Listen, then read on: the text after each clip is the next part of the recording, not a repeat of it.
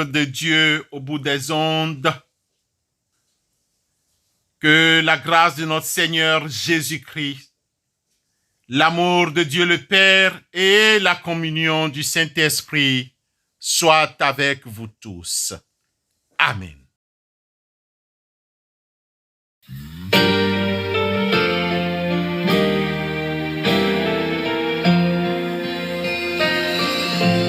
The news came to Jesus. Please come fast. Lazarus is sick, and without your help, he will not last. Sister Mary and Martha watched their brother die. They waited for Jesus, he did not come, and they wondered why. The death watch was over, he was buried 4 days. Somebody said he'll soon be here, the Lord's on his way. Martha ran to him, and then she cried, Lord, if you had been here, you could have healed him, he'd still be alive. But you're 4 days late, and all hope is gone. Lord, we don't understand why you waited so long. Oh, but his way is God's way, not yours or mine. And isn't it great when he's 4 days late, he's still on time. Bien-aimés, Dieu aimerait nous parler aujourd'hui à travers le prophète Ésaïe dans son chapitre 65, les versets 17 à 25.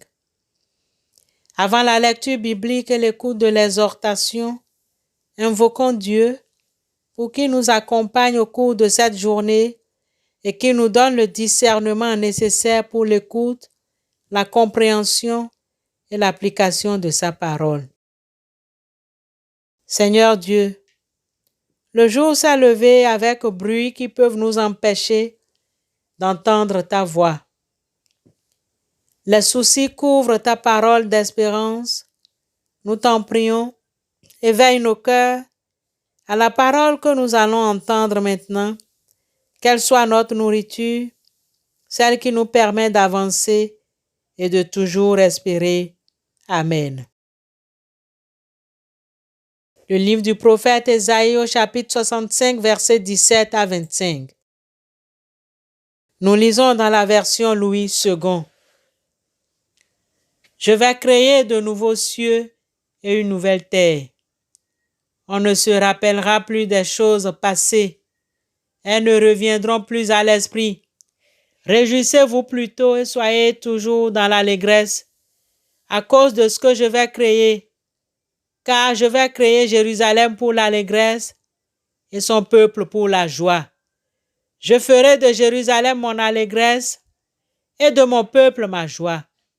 On n'y entendra plus le bruit des pleurs et le bruit des cris. Il n'y aura plus ni enfants ni vieillards qui n'accomplissent leur jour. Car celui qui mourra à 100 ans sera jeune et le pécheur âgé de 100 ans sera maudit. Ils bâtiront des maisons et ils les habiteront. Ils planteront des vignes et en mangeront le fruit. Ils ne bâtiront pas des maisons pour qu'un autre les habite. Ils ne planteront pas des vignes pour qu'un autre en mange le fruit. Car les jours de mon peuple seront comme les jours des arbres, et mes élus jouiront de l'œuvre de leurs mains. Ils ne travailleront pas en vain, et ils n'auront pas des enfants pour les voir périr. Car ils formeront une race bénie de l'Éternel, et leurs enfants seront avec eux.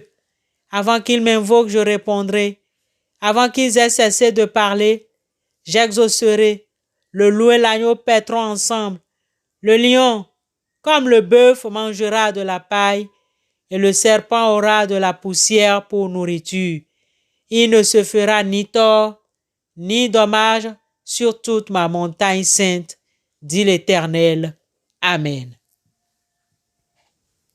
Sœurs et frères dans la foi, Dieu, par l'intermédiaire du prophète Ésaïe, dans son chapitre 65, les versets 17 à 25, nous annonce la création de nouveaux cieux et d'une nouvelle terre. Cette annonce est en étroite relation avec les bénédictions promises au petit reste d'Israël. Entendons par petit reste les résidus dans le pays. Ce concept petit reste désigne le petit groupe de survivants loyaux qui échappent à la punition et assure le renouveau d'une nation plus confiante dans les promesses de Dieu. Les versets 17 à 25 de Ésaïe 65 nous donnent un état descriptif des temps messianiques.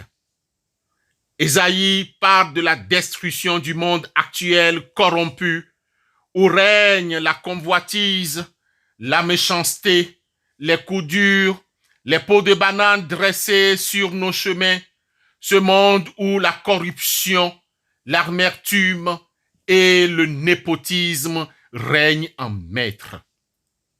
En parcourant Ésaïe 24, les versets 19 et 20, Ésaïe 34, le verset 4, Ésaïe 51, le verset 16 ou le verset 6, le prophète annonce avec acuité une création nouvelle et prédit dans un tableau somptueux la destruction du monde actuel. Pour nous rendre en évidence, écoutons cette même promesse au verset 6 de Ésaïe 51. Regardez là-haut vers le ciel, puis en bas sur la terre. Le ciel s'évanouira comme une fumée.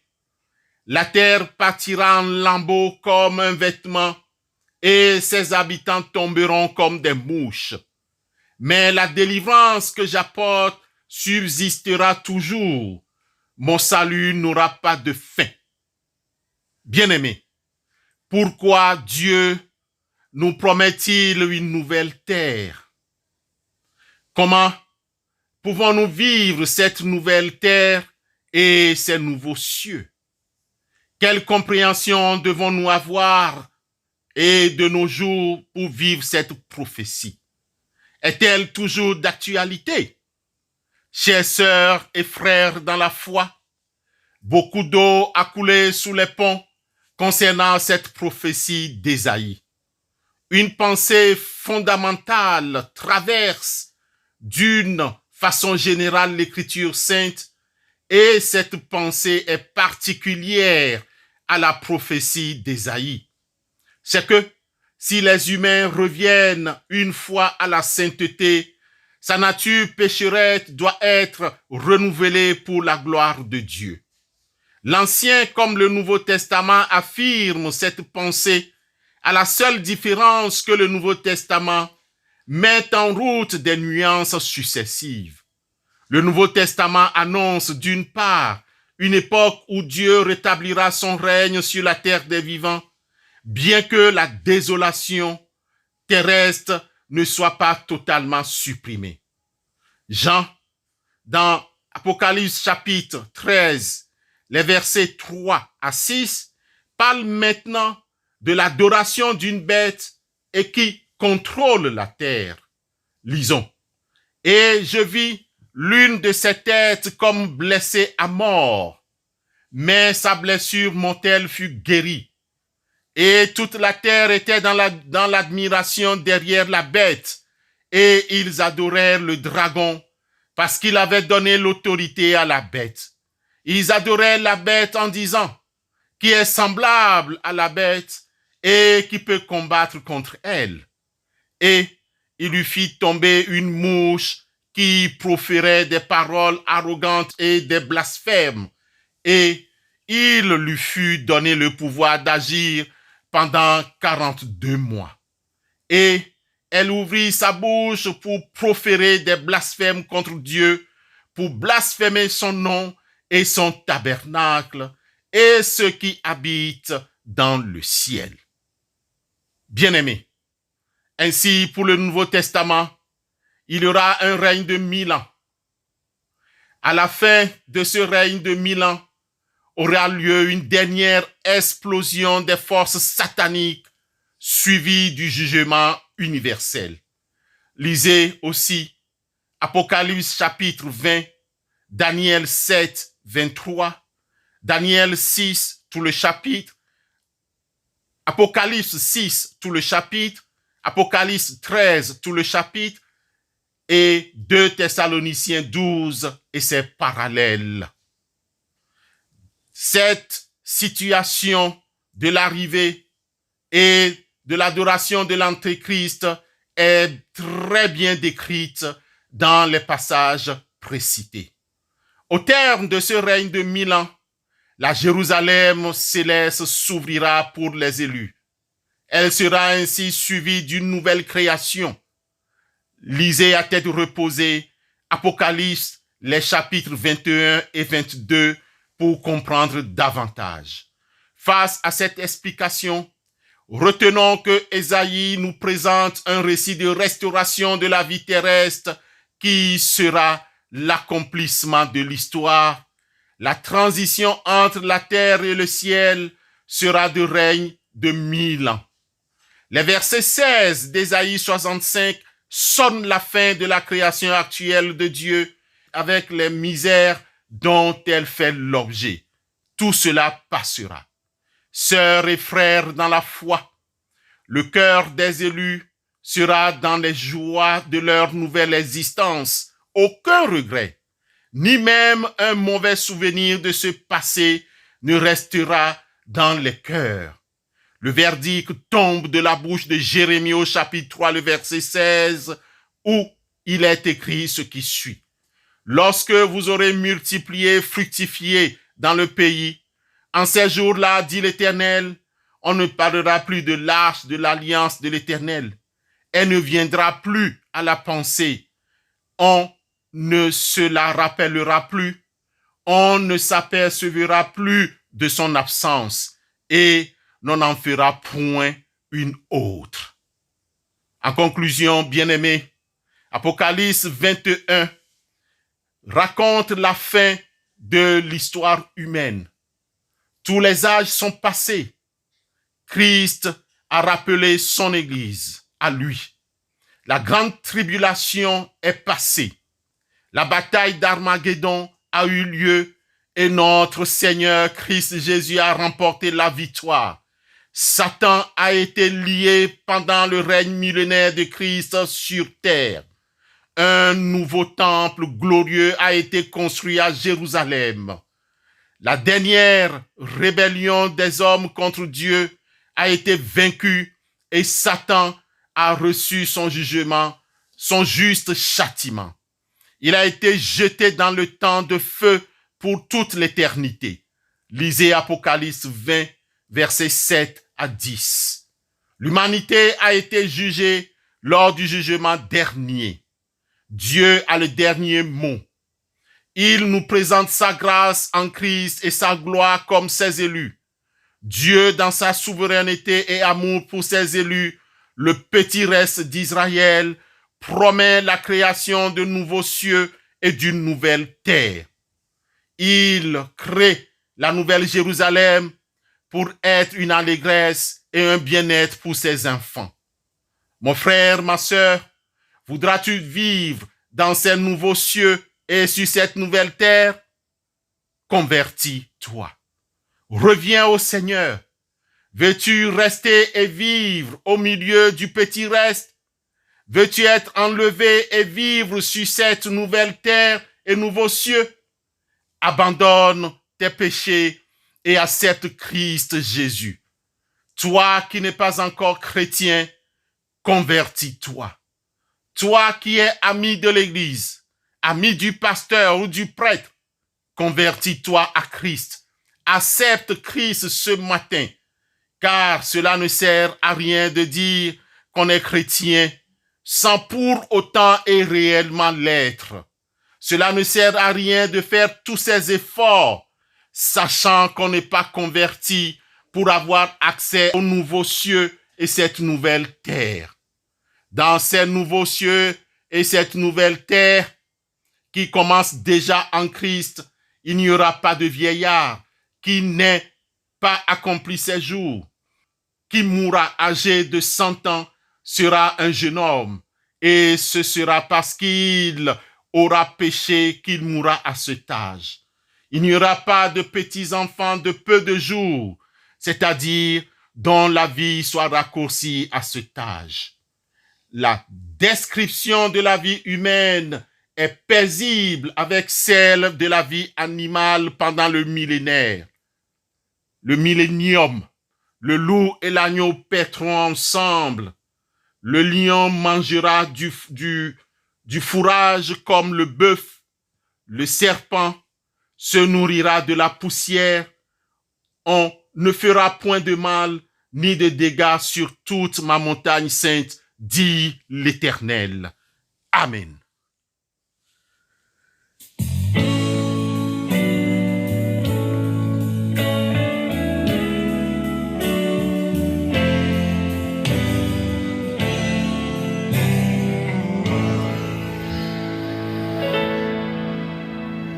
There is no situation where my God can be defeated, for He is bigger than my circumstance. And there is no man or mountain that's able to stand against Him, for He is Maker and the ruler of all. Giants fall and all. The Jordan rolls back for me. The angry billows cease when Jesus. Prions Dieu. Éternel Dieu, pour cette journée, nous te présentons nos reconnaissances pour la nouvelle terre et les nouveaux cieux. Accepte nos remerciements. Nous sommes patients de vivre ta promesse et tes réalisations dans notre vie. Seigneur, montre-nous le chemin. Fais de nous ton instrument. Aide-nous à voir et à faire ce que tu attends de nous. Aide-nous dans les épreuves de la vie. Aide-nous à prier davantage. Aide-nous à t'aimer toujours plus et à aimer notre prochain comme nous-mêmes. Comme dans la deuxième épître de Pierre au chapitre 3, verset 13, nous l'apprend. Nous aussi, nous attendons selon ta promesse de nouveaux cieux et une nouvelle terre où la justice habitera. Nous t'en prions, écoute nos requêtes et exauce-nous par les mérites de notre Rédempteur Christ Jésus. Amen.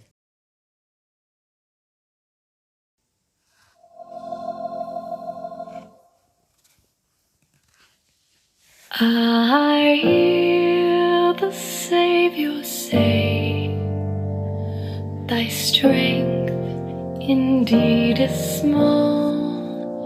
Child of weakness, watch and pray. Find in me thine all in all. Jesus paid it all to him I owe. Sin had left a crimson stain. He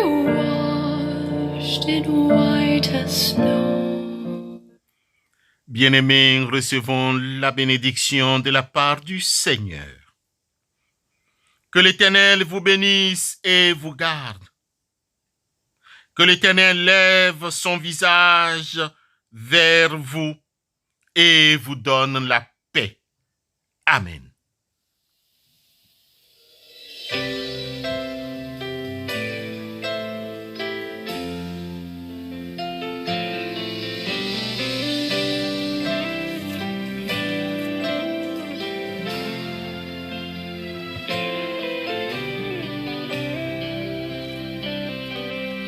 No more stars to call bright, no more sky painted blue. The earth was filled with something strange and new. All the clouds of heaven were tainted red, and all the angels just bowed their heads. On that crucifixion day, everything was turned to gray, because the Son of God was dying on that tree.